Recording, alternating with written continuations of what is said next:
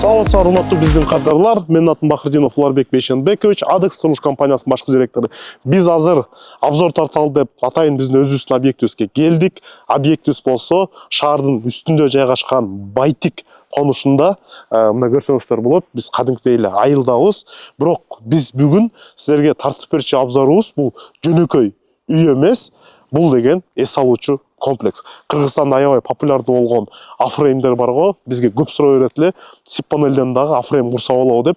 Эгерде сиз көрөм десеңиз, сиптен афрейм кандай курса болот экен, ушул видеону толугуна чейин көргөндө суранып кетебиз. Анда жүрүңүздөр. Анда эмесе биз мондой болгон сонун эшиктен киргенден кийин биз ошол афреймге кирчү дворго кирдик да. Мынакей өзүңүздөр көрсөңүздөр болот. Брусчаткалап коюшкан бул жерге. Жөнөкөй эле кадимкиле тактайдан алып туруп, мондай кылып сонун стилизованный забор кылып жасап койгон. Бул жерге болсо атайын лампочкалар коюлган. Эс алуучу адамдарга сонун ушундай шарттарды мындайча айтканда жаратып беришкен да. Мынакей афреймдин өзүн көрсөңүздөр болот. Бул жерде бир афрейм бар, жана ошондой эле бул жерде дагы экинчи афрейм бар. Мынакей көрсөңүздөр болот. Бул жерге сонун кыргыздын арчаларын тигишкен.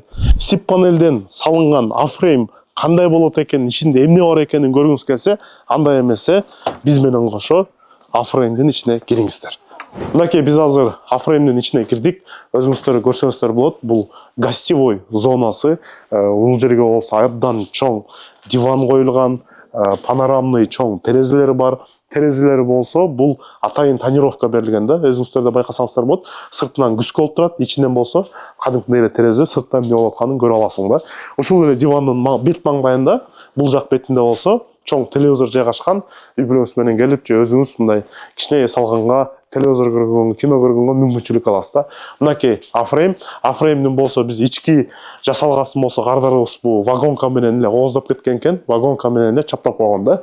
Анан биз түз кирип кетсек, бул жерде мынакей кухонный зонасы. Бул жерге деген сиз келип, бул жерде деген эс алуучу комплекс кылып салган. Эс алуучу адамдар келип, ушул жерден өздөрүнө тамак аш жасап алса болот. Андан кийин болсо биз азыр замандын талабына жараша санузулга кирели. Мынакей санузулга кирсек, санузул дагы абдан кенен. Мынакей унитаз бар, ванна бар, раковина бар, чоң полотенце койгон жер бар, жана абдан кенен. Эс алуучу жер болгон себептен бул жерге сизге бир гана ванна эмес, бул жерде дагы биз биягындагы бир бөлмөгө өтсөк, бул жак бөлмөсүндө сонун диван бар, жана ошондой эле бул жерде кычыраган 2 кишилик джакузи бар да. Жана джакузиден тышкары дагы биз азыр эми баарыңыздар эс алуучу жайга келгенде сурашыңар мүмкүн. Бул жерде гостиный зонасы бар экен, ваннасы бар экен, кухнясы бар экен, жада калса джакузиси бар экен. Эми уктачу жерибиз кайсы деген жер болушу мүмкүн. Азыр биз сиздерге ал жерди да көрсөтүп беребиз. Анан баягы сиздерге шашып видео тартып, биз куртканы эле чечпей тартып өттүрүбүз. Анан комментарийге жазышат, сип панелден үйлөр жылуу дейт дейсиң, эмне курткача видео тартып атасың депчи. Эч сарсана болбоңуздар, жип жылуу, үйдүн ичине кирсеңиз, эч бир мындайча айтканда үшөбүз. Бул объектини биз 2024-жылы эле салып бергенбиз. Мисалы бул афреймдерди кардарыбыз өзү салып алган, бизден сип панелдерди алып, ал эми бүт жумушун болсо өзү жасаган, бизден сурап, биз болсо мунун жанындагы чоң объектини салып бергенбиз да. Биз сиздерге аны да көрсөтүп беребиз да. Бирок бул объекти дагы сип менен салынган да. Мисалы могу вагонканын артында сип панель турат. Азыр эми биз сиздер менен экинчи этажга көтөрүлөбүз. Жүрүңүздөр, биз экинчи этажда көрсөтүп беребиз.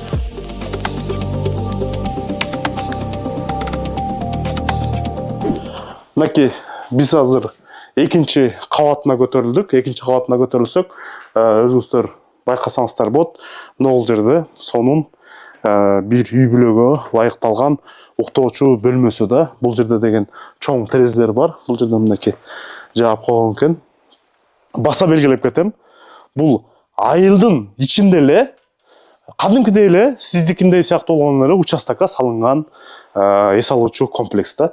Мондай кондиционер коюп, ушул кондиционер менен эле кышкысын жылытсаңыз болот, жайкысын болсо муздатсаңыз болот.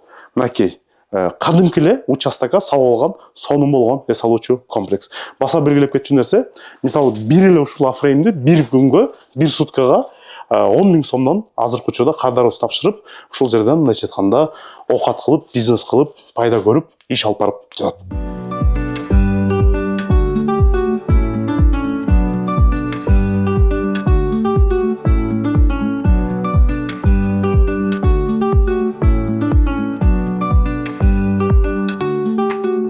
Биз азыр биринчи афреймди көрсөттүк, эми анын эгизи экинчи афреймди силерге көрсөтүп берели.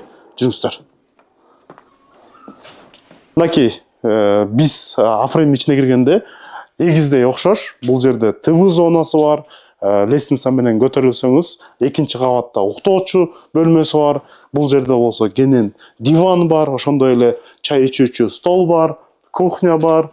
Жана ошондой эле берки афреймдегидей эле бул жерде санузелы бар. Санузелдон өтүп кетсек, джакузи зонасы бар. Мындайча айтканда спа зонасы да. Анан дагы бир өзгөчөлүгү жогорку берки афреймде да бар. Бул афреймде дагы барбекю зонасы бар да. Аны да көрсөтүп берип коелу силерге. Мынакей, биз азыр ушул афреймдин дворуна чыктык. Мынакей бул жерге арчаларды тигип коюшкан, еврозабор коюлган. Жана бул жерде чакан эле зонада, бирок шашлык бышырганга, эт асканга мүмкүнчүлүк бар. Жана ошондой эле сиз бул жерге да чыгып, мынакей сон чакан беседка жасап коюшкан. Сиз деле муну жасап койсоңуз болот. Мына кадимки эле вагонкалар, бул жер болсо кадимки эле тактайлар алып эле сонун кылып, аккуратный жасап койгон. Кечкисин отуруп ушул жерден чай ичсеңиз болот, шашлык бышырып, өзүңүз үй бүлөңүз менен келип, эс алып кетсеңиз болот. Мынакей дагы бир баса белгилеп кетчү нерсе, афреймде болсо биз сип панель менен курулган деп атабыз. Кардарыбыз өзү куруп алган. Ал эми сыртын болсо мындай кылып эле профнастил менен жаап койгон. Дагы бир баса белгилеп кетчү нерсе, мынакей көрдүңүздөр да, үйдүн фасадный, фронтонный частындагы вагонка менен обшивать этип коюшкан. Жана дагы бир сонун нерсе, мына могу заборду эске алып койсоңуздар болот. Милдеттүү түрдө эле пискоблоктон каалдайган забор куруштун кажети жок да. Мына көрдүңүздөр, аккуратный тактай менен эле сонун кылып, мындай кылып забор жасап койсо болот. Бул баса белгилеп кетем дагы бир жолу. 10 сотук жерге эле сонун болгон эс алуучу мындайча айтканда комплекс салынган. Азыр эми мен сиздерге бул афреймдер жөнүндө видео тарттык. Азыр эң негизги мындайча айтканда ушул жерге салынган объектини тартып беребиз. Ал жерде банясы да бар, ал жерде бассейни да бар. Биз менен болуңуздар.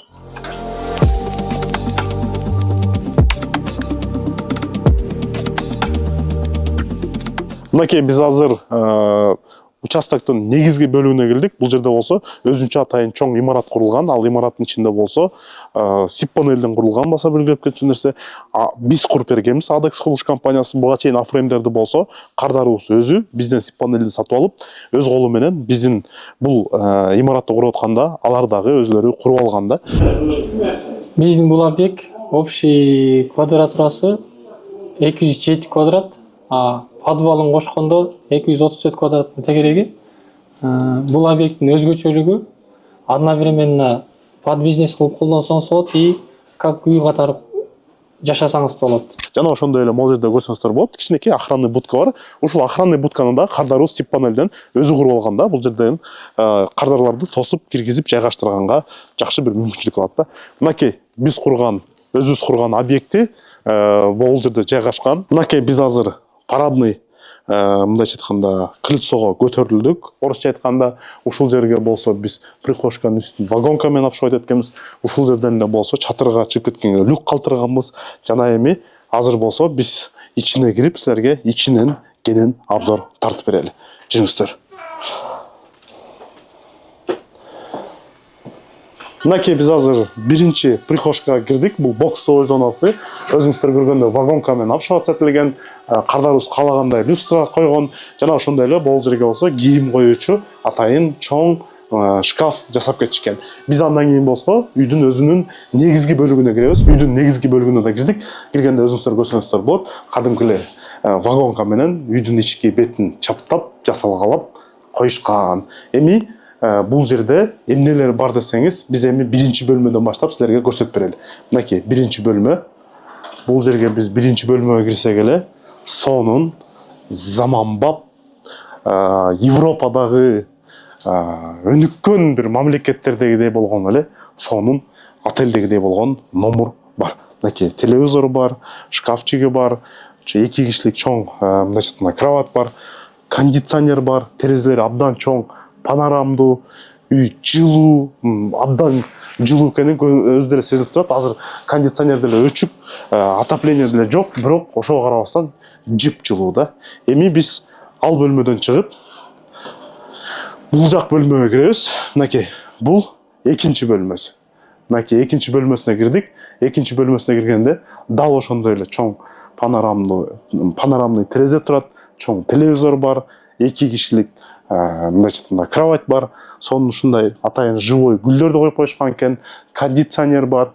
Мына көрсөңүздөр болот, бул жерден Кыргыздын тоолоруна сонун вид ачылат да. Биз ушул объектини 2024-жылы кардарыбызга салып бергенбиз. 13 участок жерге эле кардарыбыз ушундай сонун эс алуучу комплекс салып алган да. Мынакей эми бул жерге кирсек, бул жерде общий санузел. Мынакей бул санузел эле кенен эле унитаз бар, раковина бар, күскү бар. Бул жерде абдан кенен болгон душевая кабинасы бар да.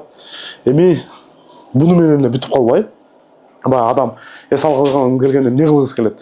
Эс алган келгенде адам деген мондай кенен сонун жерде отуруп баарлашкысы келет да. Мынакей көрсөңүздөр болот. Абдан кенен, ушундай сонун кожаный дивандар коюлган, сонун гүлдөрү бар, панорамный чоң терезелер коюлган, кычыраган люстралар коюлган. Бул жерде болсо дагы бир чоң телевизор бар. Мынакей көрдүңүздөр. Ушул жерге отуруп алып, сиз өзүңүздүн досторуңуз менен, туугандарыңыз менен, бизде шерне көп тосушат, шерне өткөзүп, мындайча эс алсаңыз болот. Ал эми кухонный зонасын болсо, биз мондай кылып, сонун кылып бурчка чыгарып кеткенбиз. Бул жерде дагы кухонный зонасы, чыны жуусаганга, идиш аяктар, тамак бышырганга, холодильник дегеле сиз бул жерден эмне кылам десеңиз, сизге ылайыктуу, эс алганга ылайыктуу бүт нерсе бар да. Дагы бир нерсе бар, эми бул жерде адам эс алганы келгенде эмне кылгысы келет? Адам эс алганы келгенде эс алгысы келет да. Көбүбүз кантип эс алабыз? Көбүбүз суга түшкөндө эс алабыз. Балдар болсо баняга барганда эс алат. Эми сип панелден салынган. Мынакей бул жерде банясы да бар, саунасы да бар, и бассейни да бар. Мынакей биз азыр спа зонасына кирдик. Спа зонасына киргенде бул жерде мынакей сип панелден салынган парилка. Кирсеңиз болот. Кирип тартып кетсеңиз болот да. Абдан эле кенен болгон атайын сиптен жасалган парилка. Парилкадан чыксак, бул жерде эмеси бар экен, санузлы бар экен. Мынакей. Бул жерде баняга чыгып аткан кишилерге санузл керек болуп калса, бул жерде санузлы бар. Жана ошондой эле сизде бул жерде душевой зонасы бар. Мынакей халаттар илинип турат. Бул жерде душ бар. Сиз балдарыңыз менен, үй бүлөңүз менен да келип салсаңыз болот да. Анткени дегенде бул жак бетине өтсөк, мынакей. Бул жак бетине өтсөк, бул уже англисче айтмакчы, recovery зона деп коет, зона восстановления деп коет. Сиз парилкадан чыгып, мондай сонун кычыраган бассейнге түшсөңүз болот.